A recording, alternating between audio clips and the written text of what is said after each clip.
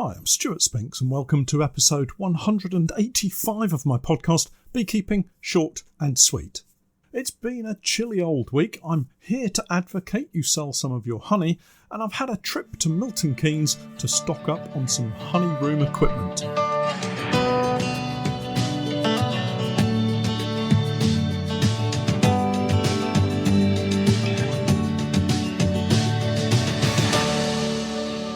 Beekeeping Short and Sweet, a beekeeping podcast for the inquisitive beekeeper with a short attention span. A beekeeper, in fact, just like me. I'm delighted to say that our podcast is now sponsored in part by Simon the Beekeeper. Making beekeeping an affordable hobby for everyone, Simon the Beekeeper provides the best value beekeeping equipment possible, along with a super fast delivery service. The bees won't wait, so their customers don't have to either. Visit the website at www.simonthebeekeeper.co.uk. Hello, welcome to my cramped, almost tidy home office where I sit gazing out at the latest shower to pass by. It's great to have your company once again as we drift into the month of November and Guy Fawkes Night. I managed to survive Halloween without too many scares. The trick or treat brigade decided not to visit, so I'm left with a big bag of chocolate goodies to work my way through over the coming week or so. That said, I don't think it's going to last much past the weekend, but I'll do my best to be as restrained as possible. I couldn't possibly start today without jumping straight into a weather update, as we've had some exciting developments. We've had our first frost of the autumn. In fact, 2 mornings in succession I've had to scrape the windscreen clear on the truck. It wasn't really too arduous, a thin layer of ice that was quickly removed, but when overnight temperatures have recently been as high as double digits in Celsius, to suddenly wake up to see cars covered in a glaze of ice is something of a surprise. And really, it's about time the temperatures started to fall. It marks another switch in our beekeeping calendar and a change in how the bees will behave. The feeding frenzy of the past month will now change into a more subdued, conservationist approach, survival of the colony with what stores and bees they have. Once again, the 2 major focuses on doing anything in my beekeeping world are at the fore, bees and resources. With any luck, you're in a position not too dissimilar to me. Colonies well fed and, for the most part, full of bees. Now is the time to get the last of the feeders off, the mouse guards on, and settle down for the coming weeks and months. At least that's the setup that we find ourselves in here at the Norfolk Honey Company. The next week or 2 will see most of the feeders come off and get washed, rinsed and stacked, although the honey pour poly feeders will remain on the hives all winter. The reason for this is twofold really. They give a layer of extra insulation at the base of the feeder, which is useful, if not totally necessary, but the feeders also act as a makeshift eek for late winter feeding should I need it. I flip them over and pop fondant beneath the open space directly on the top bars of the brood frames. This helps to trap some warmer air above the brood box and also means I don't have to make up and store additional eeks for the Langstroth hives. I just don't have the room. Everything else will have the feeders removed and any additional fondant for the winter will be placed above the crime boards. Now I know a lot of beekeepers like to put the fondant directly onto the top bars of their frames, but I've always found that colonies are able to move up to the fondant and make use of it above the crime board. So again, I don't need a vast number of eeks for all of my colonies in order to feed fondant over the winter.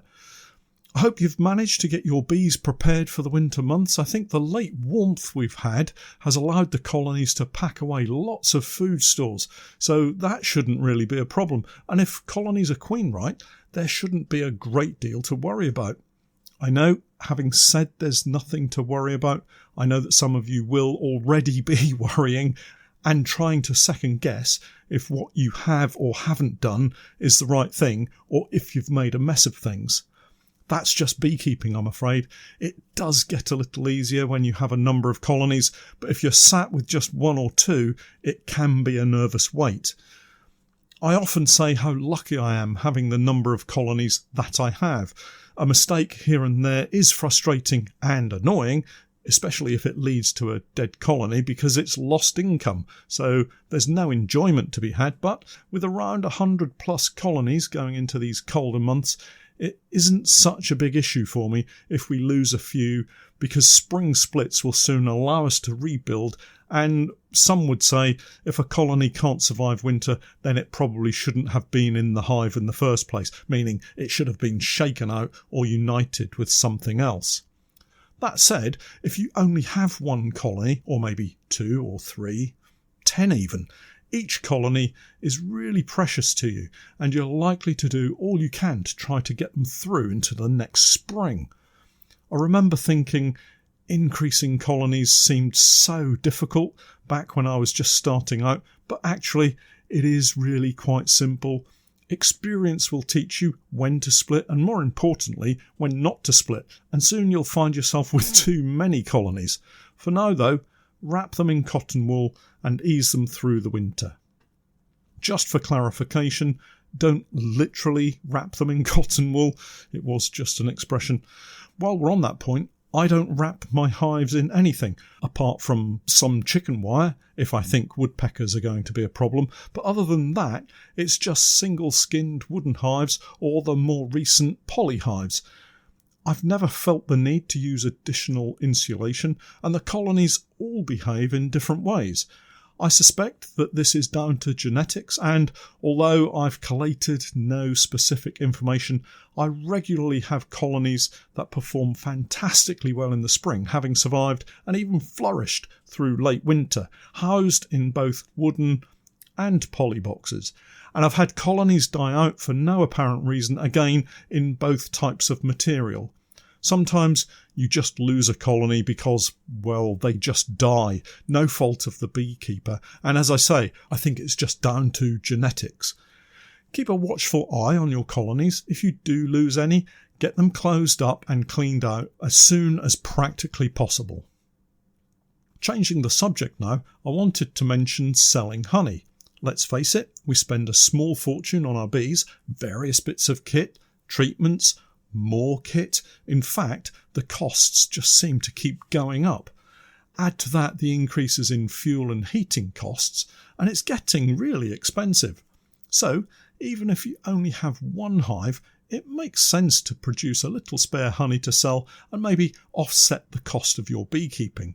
Even if you only want to keep the bees for the pleasure of keeping them and not normally take any honey.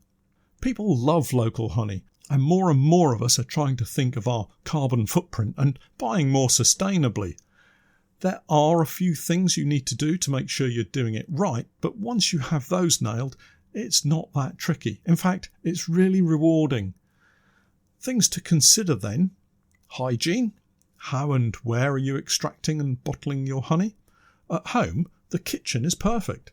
Close the door, keep the cats out, and wash everything down before you begin. Another consideration is labelling. It can be overly complicated, but there are some great local authority websites out there with the rules set out as they see them. This is really important because interpretation is everything, and different local authorities interpret the rules slightly differently. Get yourself some certified scales for weighing out the honey and you're pretty much sorted. Anything you have to buy, like jars, labels, scales, that kind of thing, will be paid for in your first few weeks of selling, and you're off. We need more beekeepers selling their honey locally, and we also need those beekeepers to understand the value of their honey. Don't go selling it at supermarket prices. You know how much work you and your bees have put in to create the stuff, just don't give it away. For reference, I sell mine currently for £5.99 retail for a 350 gram jar, and I've never had anyone say that's too much. In fact, some say it's underpriced. Now, your local price will probably vary, so do check to see what others are selling their honey for, and whatever you do, don't start a price war by undercutting other beekeepers. You'll only end up giving it away, upsetting your fellow beekeepers, and end up selling all of your honey really cheaply. If you're looking for more regular sales through a number of local stockists, then you're going to have to come up with a local wholesale price. Again, it will vary across the country, so carry out some research first. I do get asked how I go about finding stockists for my honey, as a lot of shops already have several local beekeepers selling their honey in those shops. It's all about being friendly and approachable. If you can't manage that, maybe wear a bee suit when you go into the shop next time and strike up a conversation. If you're looking to build your beekeeping into a business, then having a website really helps to get your name out there, and it's a vital point of contact for prospective stockists. I am approached regularly by shops via my website, and one of the most usual conversations is that they had a beekeeper who supplied them, but he's run out of honey and they're looking for a more reliable supply. I have some advice for you here. It's served me well, but it does need some amount of patience. Only sell to the number of shops that you can guarantee a constant supply of honey to all year round. It's very tempting to go out all excited and hopeful, having produced a couple of 100 kilos of honey, and set up multiple stockists, only to find that they get really busy selling your honey and you've sold out after 3 months. Far better to find 1 or 2 shops and keep them happy, build a relationship and guarantee that they have a constant supply of your honey going into them. Next season, you might find you produce 750 kilos of honey, and so you can increase your stockists with confidence. Just don't let them down. If you do, I'm waiting in the wings for their call. To give you an example of how I approach a new prospective stockist, I actually stopped off this week at a new local shop selling cakes and fresh pizzas. A kind of strange sounding combination, but I wanted to give my support to another local business, and they're just round the corner. I went in, bought a cake and some mixed olives. As I say, they do have a strange mix of products at the moment, but a big smile and a friendly word about how I hope they're going to be really successful was greeted by a returning friendly smile, and I started a conversation. What were they intending to sell? How was it going? How often were they selling pizzas? It's one of my favourites after all. Do they make honey cake? There it is. My lead into telling them all about myself. They don't make honey cake. Well, they should. It's fantastic. Why do I know so much about honey cakes? Well, and so it went. I'm back with samples and a first order will be guaranteed tomorrow. It's as simple as that. Sometimes it's not so simple. Sometimes it is hard work, and for those moments I've learnt to simply walk away. I was contacted via email once by a local company who were really interested in buying my honey. I sent multiple emails back and forth, discussed prices and terms, drove over to them and spent time explaining the different types of honey with samples for them to try, only for the owner to say, "That's really lovely, but I'm not going to pay those prices." He felt he could tell me what I was going to price my honey at. He promised high volume sales, and for some that might be great, but for me it was almost insulting. I stood up, picked up my honey and walked away. Since that encounter I've come up with so many one-liners that I would have liked to have thrown back at him, but I'm never very good at thinking what to say on the spur of the moment, so I left without really saying anything. Rejection can be painful, but rather that than giving your honey away for no reward. Finally, I spent a delightful day this week driving to Milton Keynes, of all places, and back to collect a stainless steel table and some metal cage trolleys that I won in an auction. I've been trying to build up the honey room into a stainless steel, environmentally clean workspace, but it can be really quite expensive, and this was an opportunity to get some kit on a more cost-effective basis. Yes, it cost a fair amount for the fuel, but taking that into account, it still meant we got the equipment for a really good price. The cages are great. It turns out that they're the metal ones that milk cartons are moved around in, and so can take quite a bit of weight. In fact, looking online, they take 80 lots of 2-litre cartons, something like 40 kilos on each shelf, perfect for stacking jars of honey on. The downside is it's all going to need a bit of work with some kind of degreasant.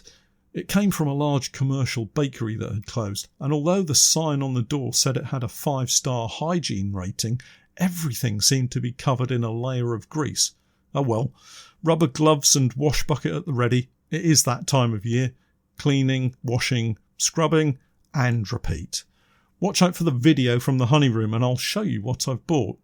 Well, that's it for this week. I'll catch up with you all again next time, but for now, I'm Stewart Spinks, and that was Beekeeping Short and Sweet.